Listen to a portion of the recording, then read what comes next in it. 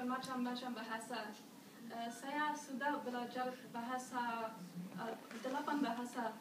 Bahasa Inggris, bahasa Prancis, bahasa Italia, bahasa Latin, bahasa Esperanto, bahasa Cina, bahasa Belanda, dan bahasa Yunani.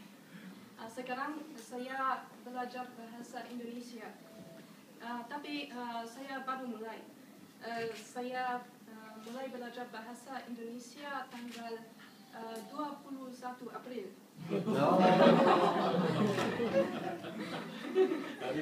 Emang tahun berapa?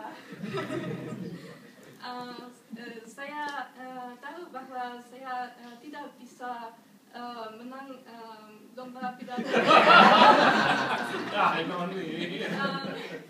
Tapi lomba pidato ini tujuan yang baik untuk saya.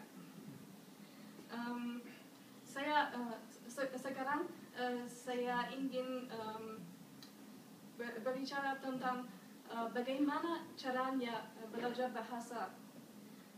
Saya akan memberikan beberapa tips untuk mempelajari bahasa. Tips pertama, Anda perlu punya tujuan, perlu punya tujuan yang baik. Kalau Anda belajar otodidak, maka Anda perlu punya tujuan seperti saya. Tujuan mempertahankan dan meningkatkan motivasi Anda. Saran saya, tulis tujuan Anda dan baca sekali-kali saat Anda perlu motivasi. Tips kedua, tantangan adalah tujuan yang baik sekali. Tantangan membuat Anda tidak bisa menunda atau menyerah belajar. Bisa kalah, tapi hal itu bukan kegagalan. Seperti saya, kalau saya kalah dalam lomba pidato ini, hal itu bukan kegagalan. Karena saya bisa berbicara bahasa Indonesia hanya sedikit-sedikit. Tips ketiga, Anda perlu punya tenggat waktu.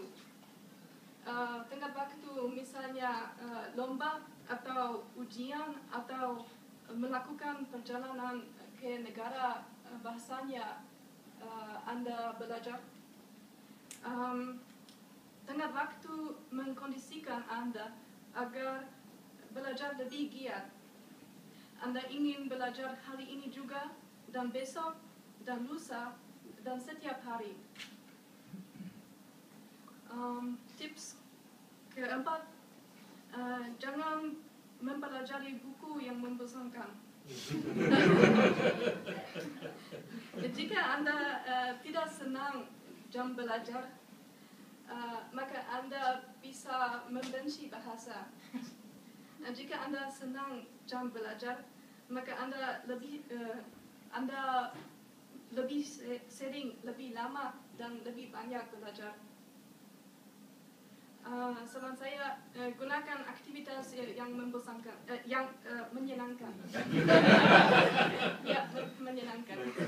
Penting sekali. Misalnya, saya sangat suka buku karya Dan Brown. Saya membaca buku karya Dan Brown dalam beberapa bahasa. Dan membaca buku lebih menarik dari belajar daftar kosakata. Tidak sama efektifnya, tapi Anda mustahil bisa belajar daftar kosakata selama beberapa jam. Anda bisa membaca buku selama beberapa jam. Jadi Anda bisa belajar lebih lama kalau buku Anda menyenangkan. Akhirnya, saya percaya bahwa Anda hendaknya belajar bahasa yang Anda suka. Ada banyak orang selalu bilang bahwa Anda harus belajar bahasa yang digunakan banyak orang. Tapi orang-orang itu tidak belajar bahasa Cina. Orang itu belajar bahasa Jerman, misalnya. Orang itu tidak belajar bahasa Indonesia, belajar bahasa Prancis. Padahal bahasa Prancis, penutur bahasa Prancis tidak banyak. Penutur bahasa Indonesia lebih banyak.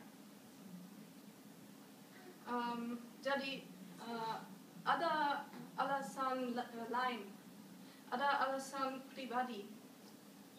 Saran saya, jika Anda suka bahasa, pelajarilah bahasa itu. Lebih mudah untuk belajar bahasa yang Anda suka. Karena itulah saya belajar bahasa Indonesia. Terima kasih.